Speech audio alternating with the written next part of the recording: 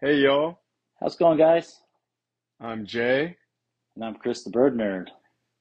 and we And we are are the the Bird Bird Brain. Brains. Cha-cha. I There don't you have go. anything I don't, left. I drank it. I don't have a good mug. I I'm drink a lot of drinking water air. during the day, so I always just like giant cups, like the size of my head cups. I, I had Dr. Pepper in it earlier, and then I drank that too quick, so I don't have anything left.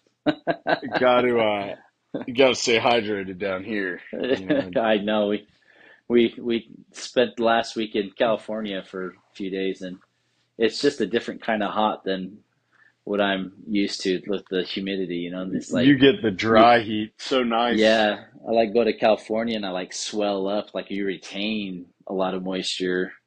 And I come back to Utah and it's like just shrivel up like a raisin. This is Yeah, nuts. but It's just such dry weather. you picked up some birds for me from our buddy Alex, so I'm I glad you did, did that. yep, and Yeah. shipped them your way. By the time everyone sees this, hopefully you'll have them, and they'll hopefully the birds will be good. And you got a good selection of birds coming your way this round, so Yeah, it was hopefully it'll be good fun. for It's you. fun. I'm excited to do the Rubino board. That's my first Rubino throw in the mix there. So, They're what so I really pretty. like, I guess I don't have a fallow, but I mean the main three that you see are your Rubinos, your Rosies, and your normals. So Yeah, now in the aviary, I'll have one of each, which is cool. yep. The And then I still have my mean birds off on their own too.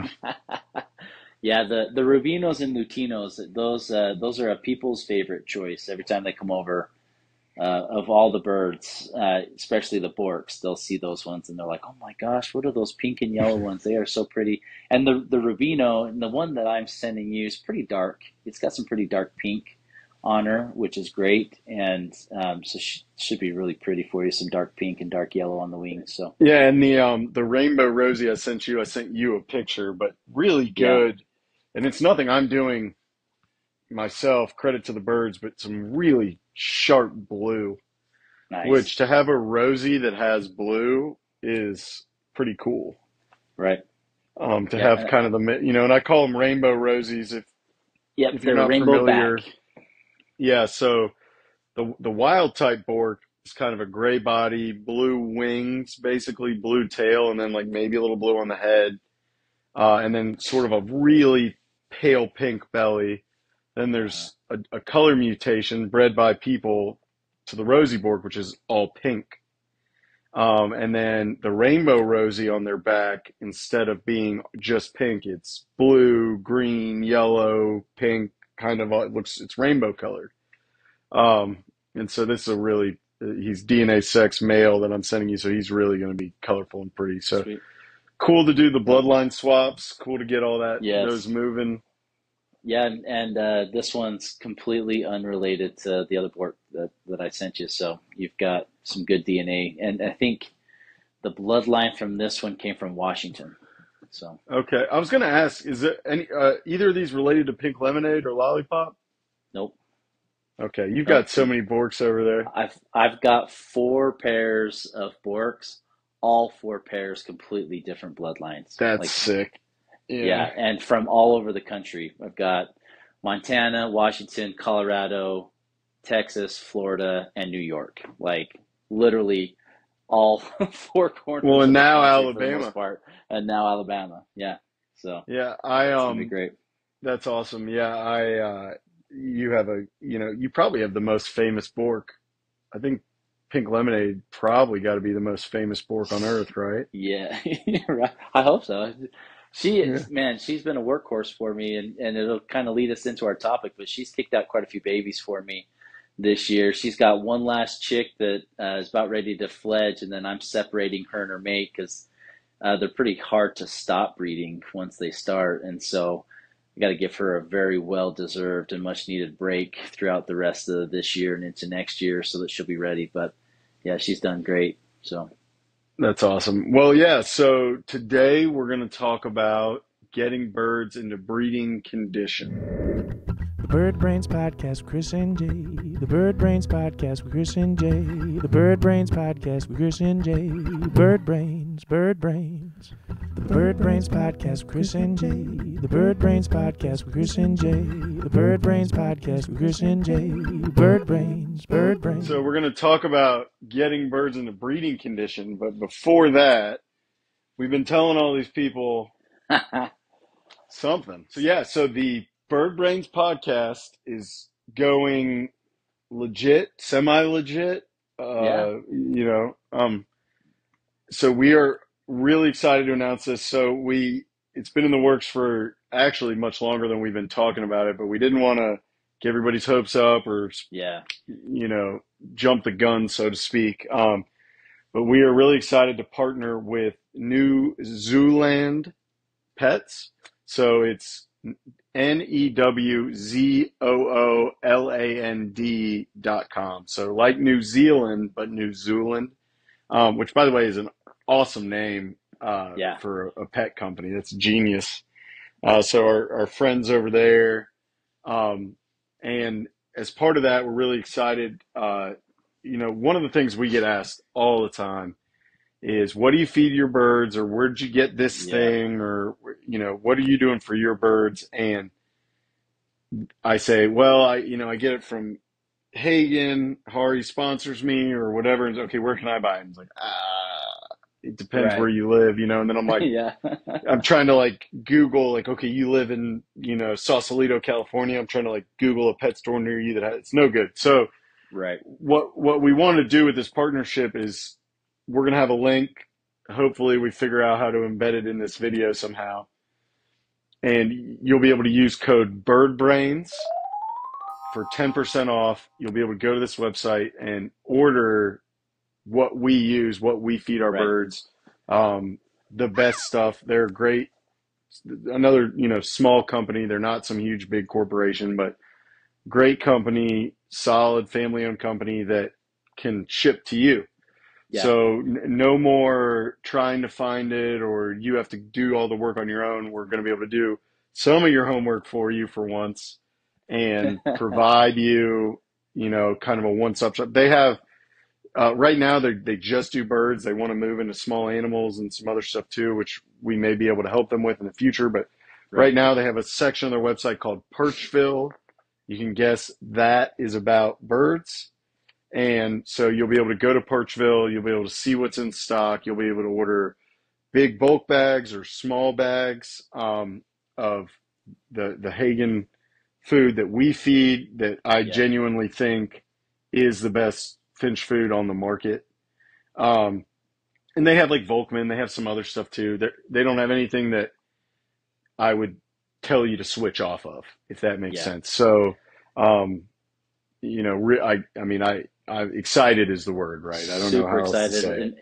And I think the cool thing is, Jay, we're going to be able to test out several different seed products and look at some of the different bird products that they have and genuinely test them out and give you guys honest feedback. I think also this company has very competitive prices.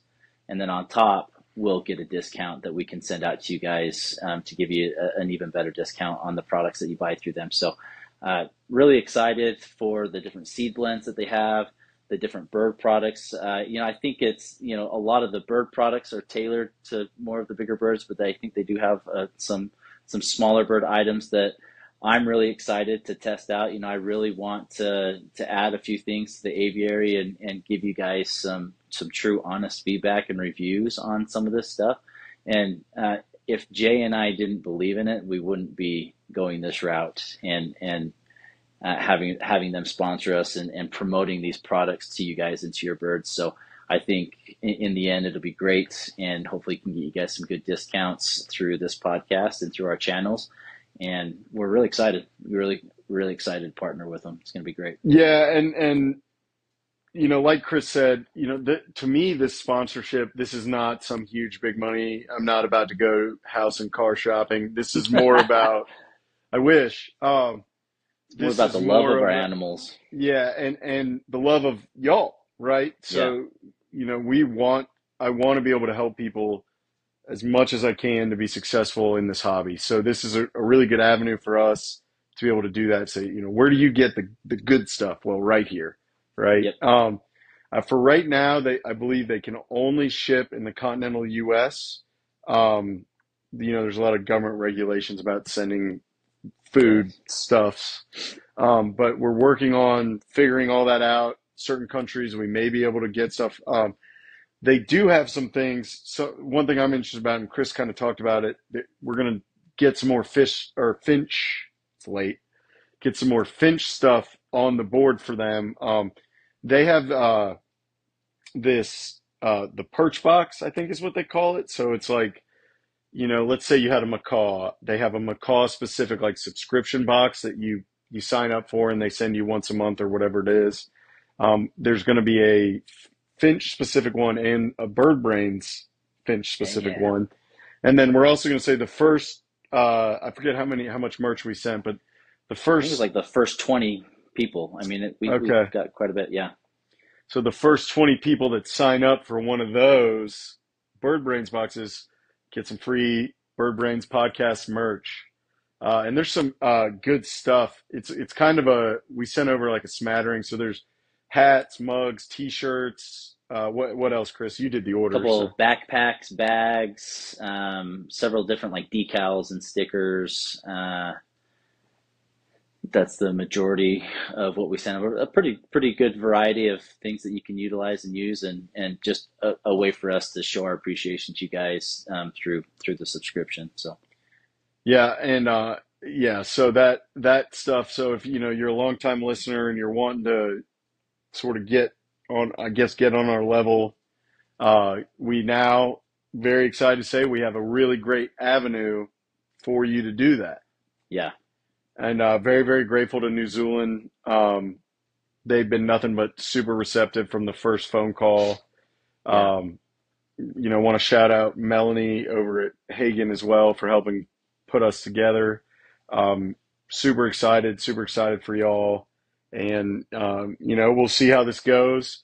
Uh, Long term, we don't really know what the future holds. We do know we're going to keep making podcasts. This is also episode 40, which is pretty crazy to think about. When that's nuts. when we first started this podcast, I don't know what I expected, but the feedback that we get, the views that we get, and everything, it's outstanding. It's so cool. Yeah, Um, we've been able to reach a pretty broad population within the United States, outside of the United States. It's just exciting. Like, you guys are family to us. Like, you really are a giant bird family.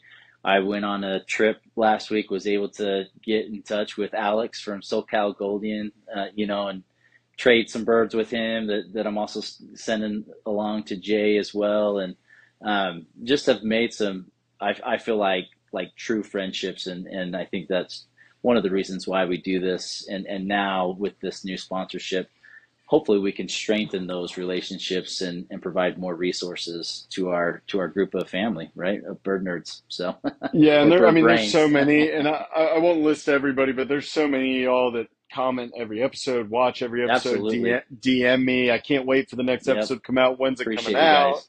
Yes. And I get excited. When I post an episode, and I'm like, all right, tomorrow morning I'm going to wake up and there's going to be, I know these 5 people are going to comment, and I'm going to get to Yep. say thank you. And then I guess probably appropriate here to give a big shout out to our wives. Um, Absolutely. 100%. yeah, so couldn't keep birds without my wife. Couldn't do any of this. So um, Yeah. since I was a little kid, I've had in the back of my mind that this, I grew up watching Steve Irwin, and I don't think I'm Steve Irwin, but to be able to separate from this, I'm grown up now and I'm married and I have kids and all this stuff, but the little boy Jay would be pretty dang happy Yes. to know that this kind of stuff gets to go on. I So I think we've brought a little bit of our dreams and wishes as a kid to reality through what we've been able to do through these channels and with our birds in our backyards, and they really do get treated like royalty. They yeah, get better food, nutrition, space than my children do. They're a pretty special part of the family. So I mean, so I'll tell you this, Chris. I interrupted family dinner tonight, which is pretty sacred. Um, because it was getting dark, and I was like, oh, I haven't set up the holding cage for Chris's birds yet, and I'm going to be traveling.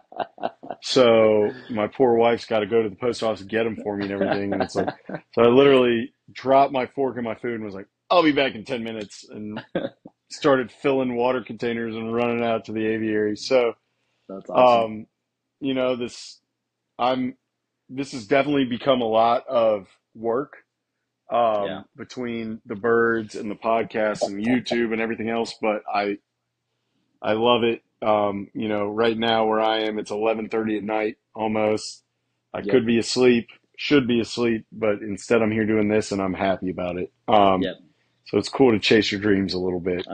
I agree, and appreciate you guys. I think that's our 15-minute soapbox opera to you guys, and super excited for our new sponsors, and big thank you to them for taking the leap of faith on us, and hopefully we can have a great partnership going on in the future, and again provide you guys with more bird resources and opportunities to bring some pretty cool supplies and food to your birds at your house. So it'll be Everybody awesome. orders so they don't fire us. Yes, yes, please do. Even if you're like, I don't need anything. Yes, you do. Yes, you do. Yeah, try it out. I mean, I think Yeah. I'm excited for the subscription piece to see what that has to offer. This is just as new to Jay and I as it will be to you guys. I'm excited for their seed blends that they have to offer for their finches and larger hookbills, and they have a big catalog full of quite a few different bird products, and so really excited about that as well. And I'll also say this, if you're like, man, I wish they had X, Y, and Z, and they don't, talk to us about it. We can talk to them. There's a chance we can get it. You know, if there's something you're looking for and you don't see it when you log on to their website, we might be able Yes. to get it on there. So, Yeah, we've got some um, better resources now for that. yeah, so that, you know, to have the capability to provide basically a shipping website for like big time bird supplies, and you know, have like a company that can back us is next level. So pretty Yep, awesome stuff. Um, I agree. so getting birds into breeding condition, right, kind of works, right? So one of the Yep, big important parts of that, by the way, hint, hint, spoiler alert, is really good bird food. nutrition, Um, absolutely. so I think if I had to guess, I think this is probably the number one mistake that experienced or semi-experienced bird keepers make, I'd say. So there's a lot of people that are new to the hobby that don't know what to feed a bird. Um, and, you know, on the most basic level, right? They walk into PetSmart or whatever, they get a budgie, and now what? But Yeah, then past that are people who, okay, I've been keeping finches for a couple years. I'm going to start to try breeding, or I've been breeding just zebra finches, and now I got Gouldians and I can't get them to lay, or they keep tossing the chicks, or what, or I tried to breed and my hen died, right? And so my first question when I get that question is, did you get them in a breeding condition? What condition are they in? yep. Yeah, and that is the number one thing right there is nutrition. That I would put that before lighting. I would put that before finding the right mate for them, right? I mean, if your body isn't in good, healthy condition, you're not going to really want to do anything else. And so the right types of seeds, and again, here's our motto: do your homework. You have so many different species of birds out there that have very different diets. You've got small finches that require a very specific finch mix of smaller seeds. And even within that group, there's some species that like certain seeds and others that like others. You've got canaries and a lot of your song birds that like more of the larger grass seeds, the longer grass seeds.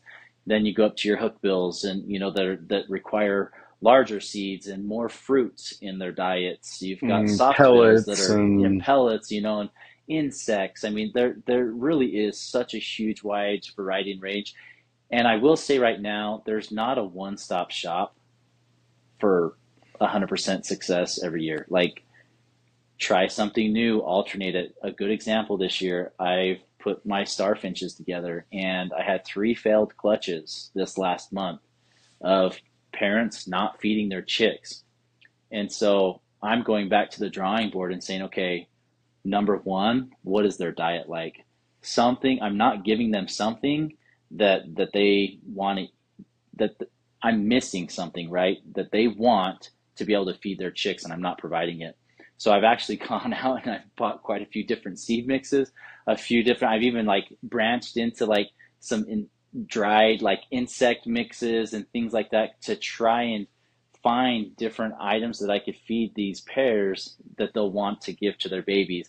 Because it's not that they're not taking care of their babies. There's something that I'm not providing them, and so it's thinking outside the box and trying something new. Whereas last year I didn't have that issue, and so it's just trying to look at different things there. Nutrition is huge. Make sure you have the right balanced diet, and that varies throughout the year. If you're in breeding, you want more of that. You want more greens. You want more insects. If it's a finch that requires insects for breeding, though a lot of that is triggers to bring them into breeding condition.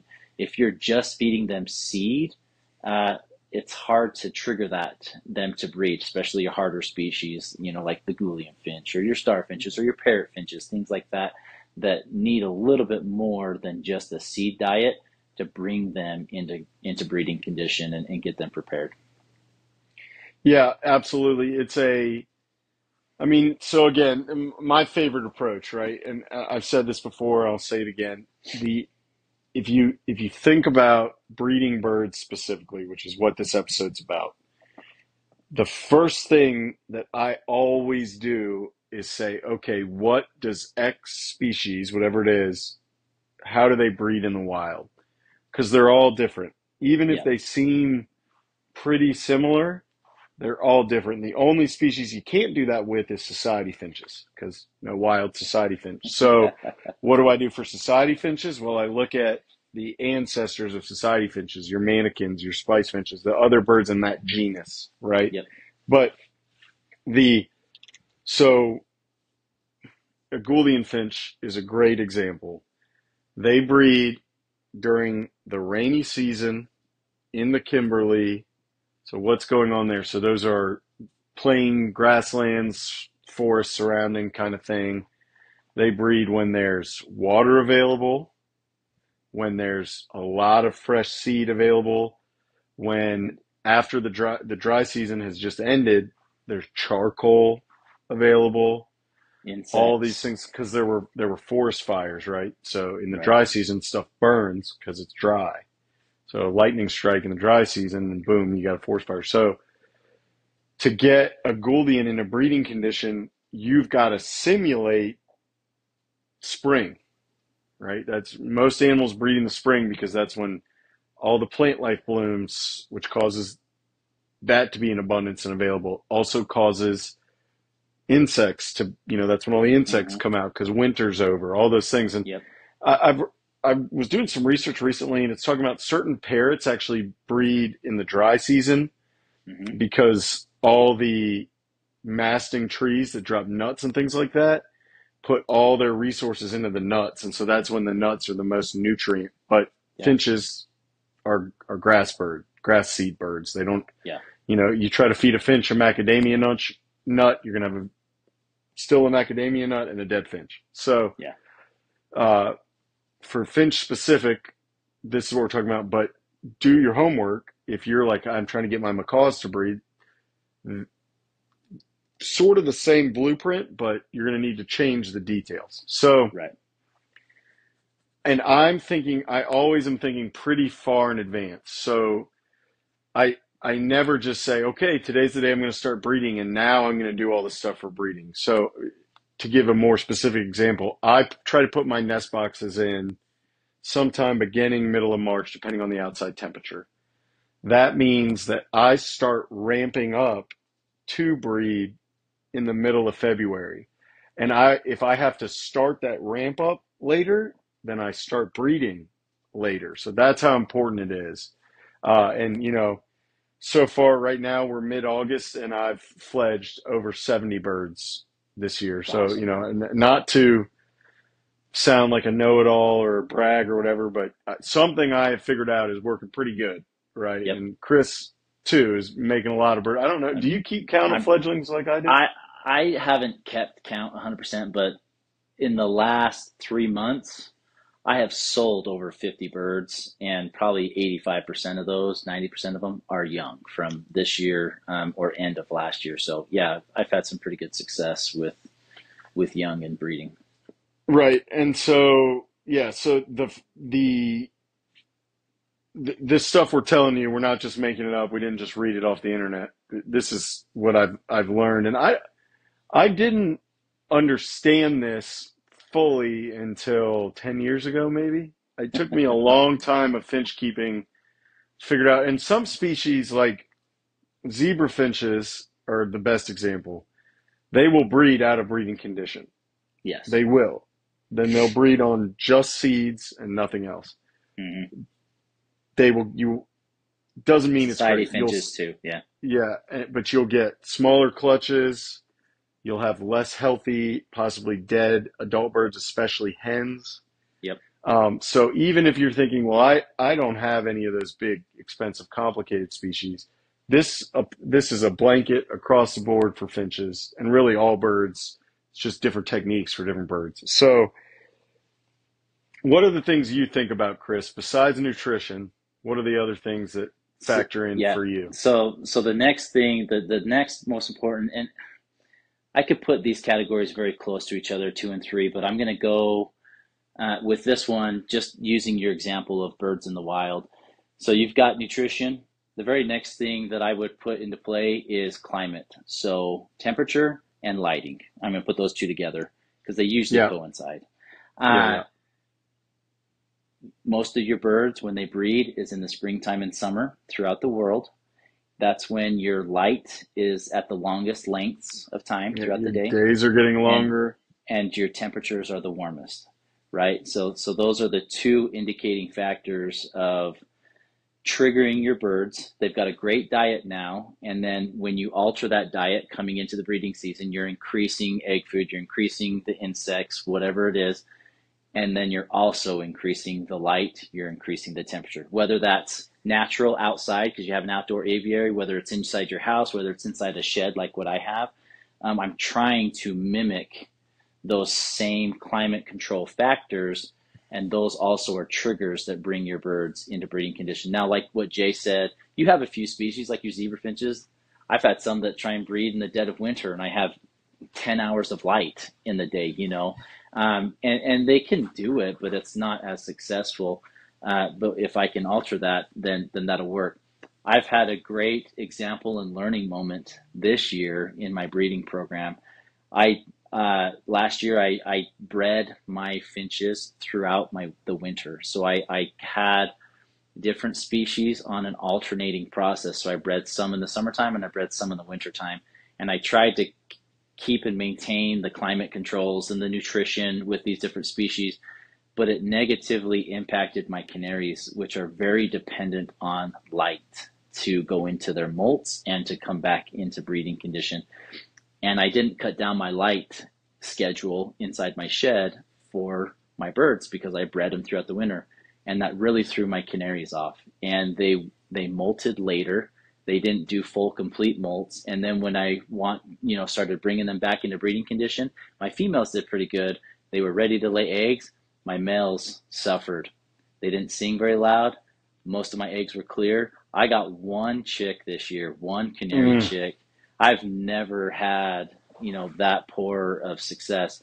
And it's because of that, because I didn't alter that. So coming into this winter, I'm definitely going to make some adjustments so that my canaries are able to breed. And so you have to take that into consideration. What species do you have and what needs do those species have, right? Because I have some species that did great with that, with me keeping, breeding throughout the wintertime. And then species like my canaries, it really threw them off and they suffered because of that. And I didn't have a good successful breeding year, and it was basically a bust, really. I mean, one chick out of 5 pairs that I set up, that's not good results, right? So a learning moment there, but I would say that's your second biggest factor: heat and light. Yeah, and I mean the whole thing is having a plan and Yep. thinking it out. The you know, I'll give an example, kind of a reverse example. So I try to do I breed from March to October typically. Last October I had a couple of species. I got I got greedy, maybe is the right term. I had red-billed firefinches, mass grass finches, and Gouldians lay clutches right as I was getting ready to pull the nest boxes. So I broke my own plan, which is always a mistake, and let them breed into November. It caused me all kinds of problems. So right then in November, it's the days got too short, it got too cold, and I lost some chicks to the temperature, and I lost a red-billed firefinch hen Yeah. to egg binding because it was too cold. There are not enough red-billed firefinches in the world for me to risk a red-billed firefinch like that, and Right. I'm Right. really and now I currently don't have any. I ended up sending all mine out to Chris and Alex because Yeah. I basically was down to one hen, and it was like, all right, for the betterment of aviculture, I'm going to send this off to kind of go to the colonies that are doing better than I did, and I'll get them back. But Yeah. um, the other problem it caused this year, so I had probably my best breeding Gouldian pair, and I'm doing great on Gouldians this year, so I can't really Yeah. complain. I'm Kicking butt in lucky. that area, man. Good job. Yeah, yeah, and well, it's because of this that we're talking about getting them into the right condition ahead of time. But so I let this one pair, that's my best pair, the hen's from Europe. She's big. I mean, she's built like a linebacker. Um, and the male, he's 3. He's pretty experienced, but this is maybe his last year, maybe next year. Yeah. And I let them go and do a fourth clutch last year, and I got 2 chicks because it was a fourth clutch. It was late in the year, and then they never synced back up. So they didn't molt. Yeah. The hen, you can go back and look through my Instagram. The hen was missing all her face feathers. I mean, they were wore out. Yeah. So this season, I got everybody else in breeding condition, and they just never did. So I actually ended up pulling them, putting them in a kind of a separate cage, and essentially force molting them, which they're just finishing out these molts now. I may or may not get one clutch from them before this breeding Yeah. season's over, but it's mid-August now, and I don't think they're. I mean, the male still has pin feathers on his head. I Right. don't think they're ready to lay. I mean, they may lay, but if they don't lay in the next week or two, they're just going to miss this whole year. And out Yeah. of a finch, you only get really 2 to 3 good breeding seasons. So I burned a whole breeding season where I might get 15 chicks to get Right. 2, and Right. that's a mistake.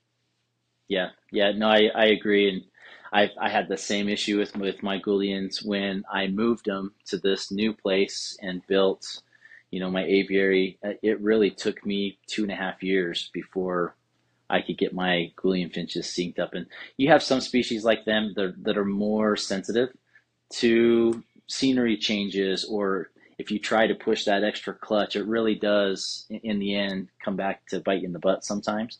When you have other species that are a little bit more forgiving, they're a little bit more hardy.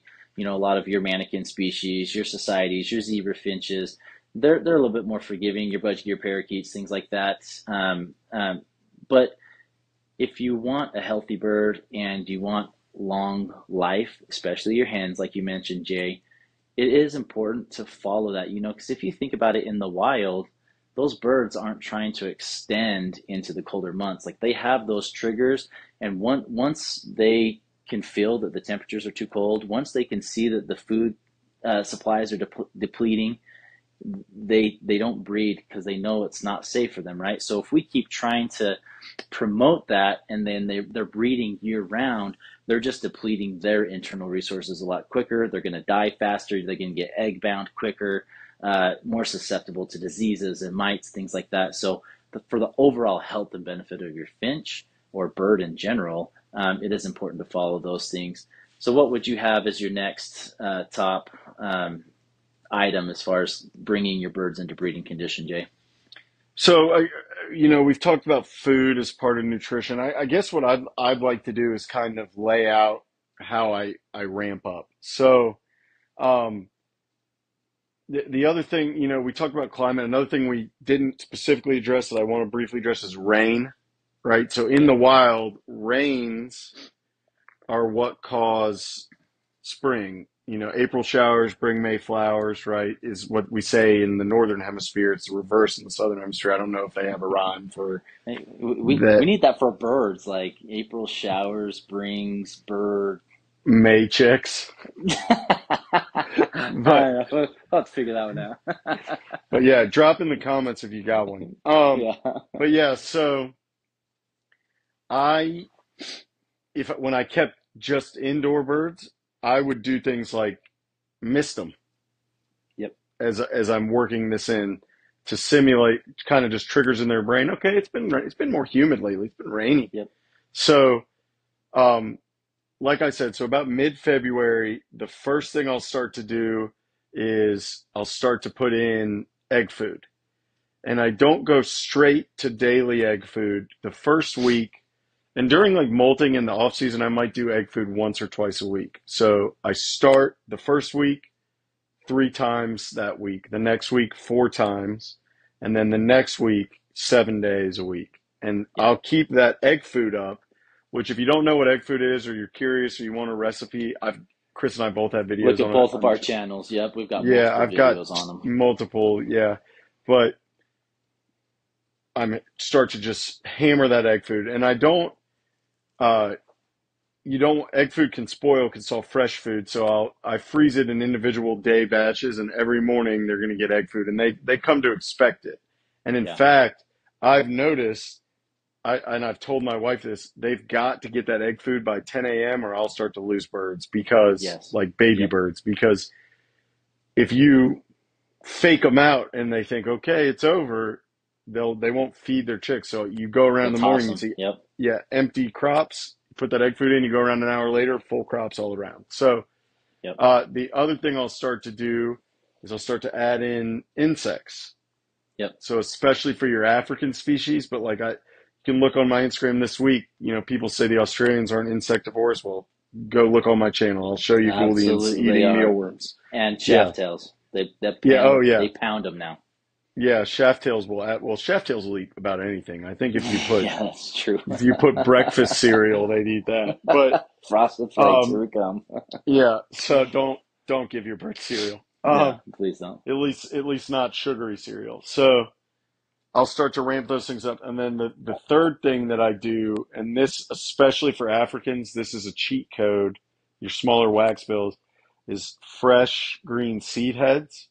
And those are really hard to provide. I actually, you'd make fun of me, but I literally go out to the grass in my yard right before I mow and I cut it individually with scissors. And I put just a couple sprigs in every day. Millet is another great way, another great kind of version of that. Yeah. Um, and that really triggers them in their head. Okay, it's spring. And I mean, to the point where when I start putting those in, you'll start to see the wax bills go nest shopping. They're Yeah. like, okay, Yep. all right, Yep. here we go. And I And think so, what's important with that, Jay, is making sure that all of those things are aligned, right? Nutrition, climate, temperature, and then adjusting all of that, if you have an indoor bird or if you're outside, making sure that all of those are aligned throughout the year, right? If you're bringing them into breeding condition, you're increasing your temp, you're increasing your light, you're increasing your nutrition, all at the same time, so that the birds are getting all of those at once, and that's what will really help trigger them. And if you're same thing, if you're bringing them out of breeding condition, so yeah, we're both coming to the end of our breeding seasons, right? We've got a month left at best, month and a half, and I'm already thinking of, okay, which I'm gonna start weaning off of the egg food a little bit more. I don't have as many chicks in there. Some of the fresh green seed heads I don't have available anymore, just due to it being late summer, right? A lot of them are dried out and things like that. And so we're starting to wean them off. It's starting to get cooler. Like we had like pretty cold temps. They had like 75 degrees. We had a huge hailstorm and it looked like it had snowed outside, you know? So it's like the temp swings are starting to go to the cooler. It's getting cooler at night and the birds can feel that, right? So I'm trying to adjust my nutrition along with that to slowly start bringing them out of breeding condition. And, you know, I still have chicks in the nest, so I'm not completely cutting them off. I still want them to raise those chicks, but we're starting that end of breeding season process right now because I have already in my head, okay, I want to start bringing them back into breeding condition in about end of November, beginning of December, so that by mid-February, my canaries are ready. Then by, you know, mid-late March, the rest of my finches are ready and we can get in full spring, you know, full breeding season. So making sure Right, that all and those are aligned is important. they've got to fit a molt in there, and they've got to Yeah, rehab and everything. Yeah, so I always think of it in my head as like a throttle on a boat. yeah, So starting late winter, early spring, I start to increase the throttle, and then starting late summer, early fall, start to yep, pull the throttle back. yep, So yeah, and then uh, in that meantime, when we're not in breeding condition, that's the austerity period. So during mm-hmm, that time, no, I don't do any insects. Some, I guess, get into uh, the aviary naturally because I have an outdoor aviary, but I don't do any insects. I really cut back on the egg food. I'll stop it completely for a little while, and then when I see molting start to happen, I'll go back to once or twice a week. But the egg food I use for molting is a little bit different. It's less protein, so less actual egg. It's got some more fats in it. It's got iodine and some other things for feathers in it. So it's yeah, a slightly different recipe than my breeding, which is real egg heavy, real protein heavy. Um, making sure that I'm getting there. And then during that period, the birds, as you lose the light, as you lose the rain, as you lose the temperature, they will kind of naturally fall out of breeding condition. Your birds look terrible. yeah, Um, and they all go through their molts, feathers all over the place everywhere, a bunch of naked birds, and mm-hmm, then you'll see them start to come back in, and then magically, right around the time you're starting to ramp that throttle back up, you have beautiful birds, yeah. everything looks great, and then I mean, I'm sure you're with me on this, Chris. I don't even put the nest boxes in until the birds are basically Like they're going begging to breed. crazy. Mm-hmm. Yeah, Like yeah, if the birds are not checking the nest literally as I'm putting them up, I'm putting them in too soon.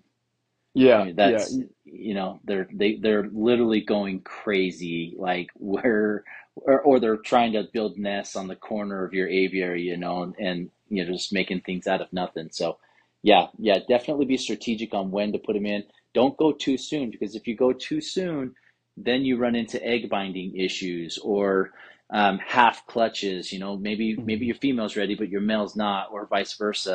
You want to make sure that all of your birds are ready, even if that means you have to wait that extra week or 2 weeks. It's worth it because then you get stronger chicks, faster clutches, and healthier birds all around, and you know, and stronger parents too. So I think that's good. Yeah, you want to give that hen especially time to replenish her calcium, replenish all the Yeah. nutrients. I mean, you think about it, a finch this big, egg this big, and she's laying five, six at a time. That's a lot. So, Yes. and yeah, don't that patience factor is so important. Let them kind of tell you when they're ready, and then but you have to kind of decide when they're done. So just Right. remember that when you have an aviary or a bird cage or whatever, you to them are basically God, right? You kind of control their whole universe. Right. So be a good steward of them. Think this out. But yeah, it's a full calendar. I'm When it comes to birds, getting birds in a breeding condition and out of breeding condition and throughout the year, I'm always thinking in the full cycle. I'm not just thinking, okay, what am I doing today? That I think about that for like cleaning and things like that. For breeding, I'm already doing stuff now so that next March they're Right, ready to rock. right. So, Jay, we've talked about nutrition, probably the number one important thing. Close second and thirds are your temperature and your lighting. And then basically that throttle back and forth of aligning all three of those things throughout the year, whether you're bringing them into breeding and bringing them out.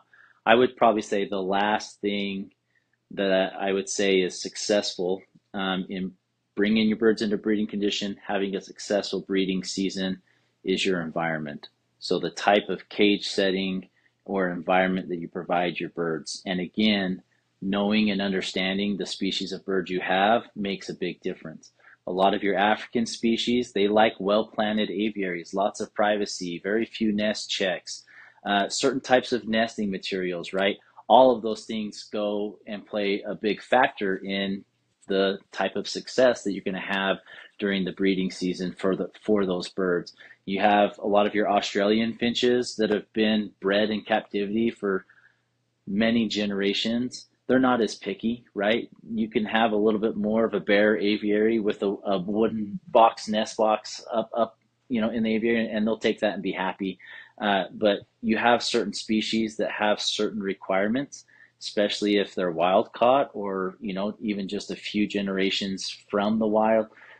They're a lot pickier. And so the environment is very important as far as, bringing them into breeding condition, but then also having a successful breeding season and keeping those chicks alive and in the nest and being parent raised and successfully weaned. That environment is a huge factor.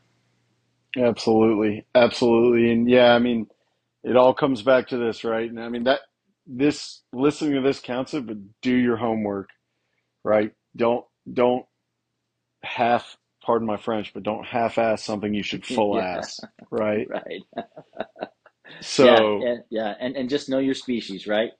My star finches, even though they're an Australian species, they're so much more sensitive than a lot of my other Australians. I have plants in their nest boxes. I'm giving them as much privacy as I can because they tend to be a little bit more picky. Same with my red-throated parrot finches for some reason. They're really picky.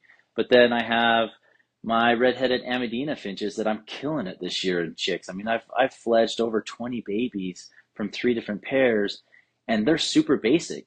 I do have to feed them insects though, right? So mhm. there's the trade-off there. So it's just knowing the species and what their requirements are. Now, I told you earlier, I've failed this last round with my starfinches, so I'm trying to play with that nutrition piece to try and find that missing link that I have so that this next round of clutches will be more successful and they'll feed the chicks, right? So it's just kind of understanding a little bit of give and take, doing your homework, learning from failure, growing from it, and trying to provide the best environment possible and in scenario for your birds.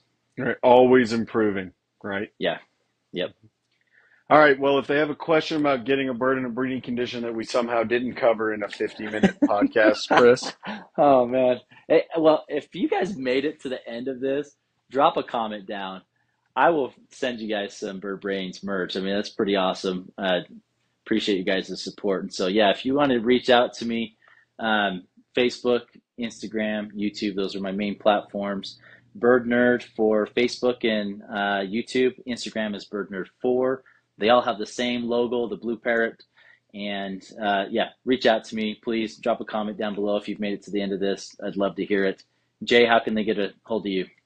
I'm the Javiary or the underscore Javiary on everything. I'm on Instagram. I'm on Threads, which sucks. I'm on YouTube. I'm on Reddit, and I'm on Facebook. Um, send us a DM. We love hearing from y'all. Drop a comment, talk to us. Make sure you're subscribed to all of our everythings. And, you know, just want to reiterate again, go check out NewZooland's website. Um, use code BirdBrains. We'll put it underneath here again. Use code BirdBrains Yes. for 10% off. We love y'all. We really appreciate it. We're really excited for this new sponsorship, excited for where Yes. the podcast is going. And just, 40 episodes. Happy to be here. Here's to 40 more. Yes. Absolutely. Appreciate you guys. Thank you. All right. Thanks, y'all. See you in the next one.